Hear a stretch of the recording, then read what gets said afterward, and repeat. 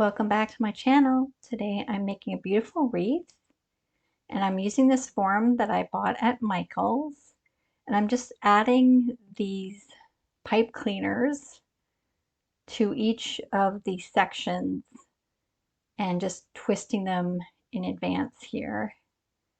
I'm just going around. I put them in between the two spaces with the posts there.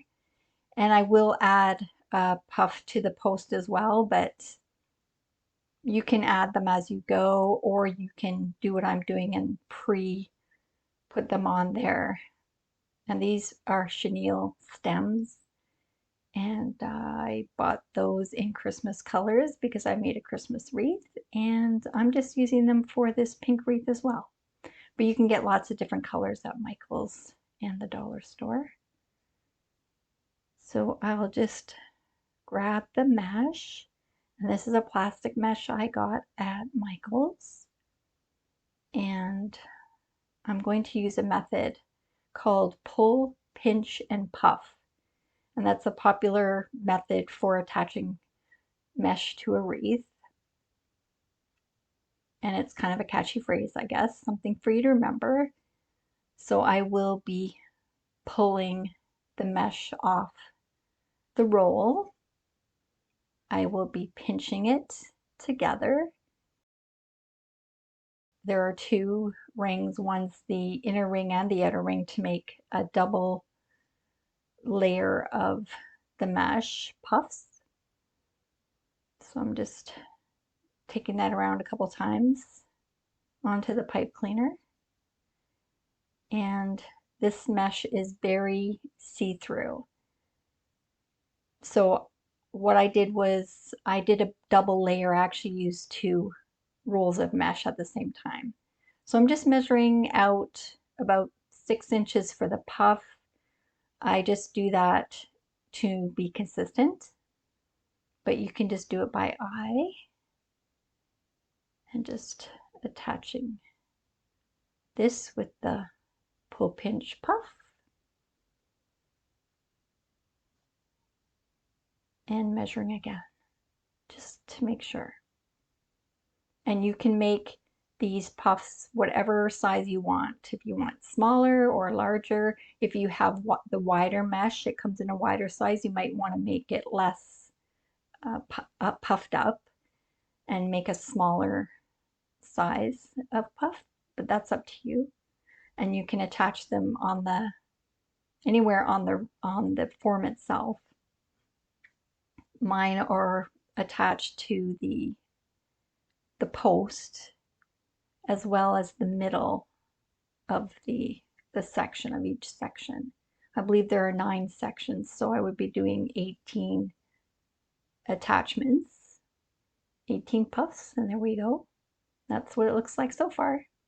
You can make 2 different sizes of puffs as well. The outer ring could be the larger puffs, so make, the 6 inches, and then the inner rings could be 4, for example. So I'm just moving from the outer ring to the inner ring, and I'm not cutting the mesh. I'm keeping it going along here, and I'm just moving from the out to the inside. You can see there are 4 different rows there to attach to. And I did not pre-attach these wire stems, but like I say, you can do it either way. It's all a bit finicky, and but as you get going along, you'll get better at it, like I have been. I've made 3 of these wreaths recently, and you'll see some photos of those as well. I like to make a wreath for my door and changing with the seasons. So this one is February / Valentine's Day, which is the pink. And I just made one for my neighbor that's all flowers, purple flowers. And I did make one for Christmas as well, with the red and the gold, which is also another of the photos in the video. So I am puffing as I go along there, just to make sure that there's coverage over the wreath so you don't see the wire form behind like see through the mesh. And I did, as I mentioned, double up this mesh and just took the two rolls and just pulled them out at the same time, just over top of each other. But you could do different colors of mesh. You could do the outer circle one color, the inner circle another color. The sky's the limit. So here's what it looks like now. I've got both rows of mesh on, and the stems are quite sticking out, but we will be adding something to those as well. So I am keeping them long. And this is mesh tubing. And this is really, really great. It's very easy to work with. I've already put one row of mesh tubing on to the wreath, and this is the second bag. And I'm going to attach with a knot the first contents of the bag to the second and just make it twice as long. But you could also use two bags at the same time and just put them side by side as you go along. And I'm using those wire stems to grab onto those onto the mesh tubing, and I'll just give them a twist around on each side of the tubing to hold it in. I'm also making the loops to go facing the inside ring of the mesh wreath and also facing the outside. So it sort of adds a little bit of volume to in between the puffs where there's a little bit of space there.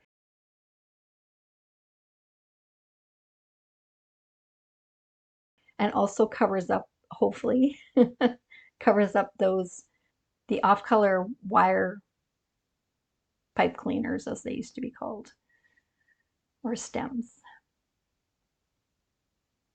And it's just a matter of layering, layering, layering, and then eventually you'll have enough layers that everything will be hidden underneath. So I'm just making a loop and then going underneath the mesh. And then that also will help in hiding the wire frame underneath. Just wherever there's space.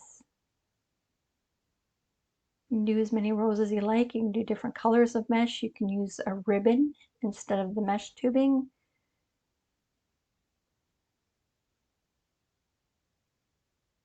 Whatever you have handy. Lots of things available for sure to use. I like the mesh tube because it's a little bit stiff, and so it won't sag or droop, if that makes sense. So here's the mesh tubing on the frame now. It all, hopefully it's very random, but hopefully it all looks cohesive. It's good enough for me anyway. And we'll be getting rid of those stems soon.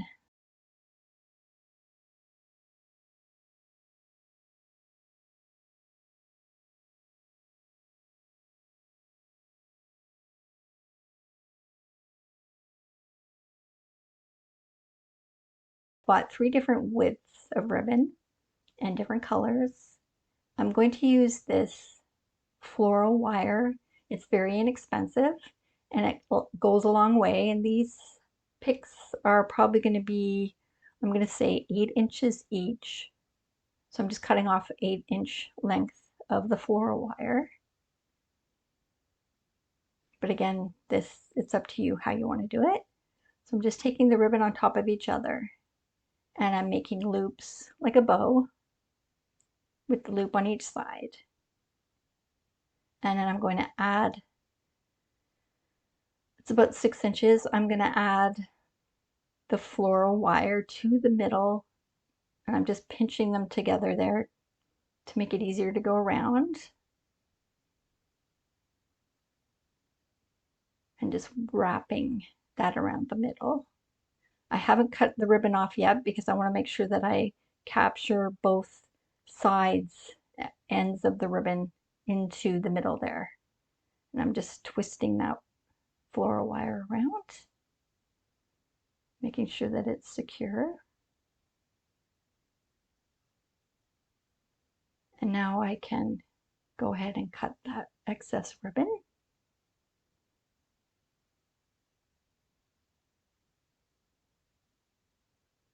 And now I have a cute little ribbon pick. But at first I'm going to pull and tie the wires around to the back so that they're kind of out of the way. So I do take each side of the wire and I take it around again. So one on each side and then tying it around to the back just to secure. And then I'm going to tuck the tails to the inside of the wire form. Now it's time to add the ribbon picks. This is a little bit kind of tricky because that floral wire is quite not very thick and they get kind of trapped. But this is also an excellent way to secure everything onto the wire form. And I'm just twisting them around at the back. And it's easier to just kind of do it blindly than to turn it front back all the time. And the last step, adding the flowers. And they already have a wire stem, so I just bend the stem after I put it around the wire form, and you have a beautiful wreath. And you can change them up every season to whatever you like. Lots of good supplies to use as well. Thanks for joining me today. Take care. Bye.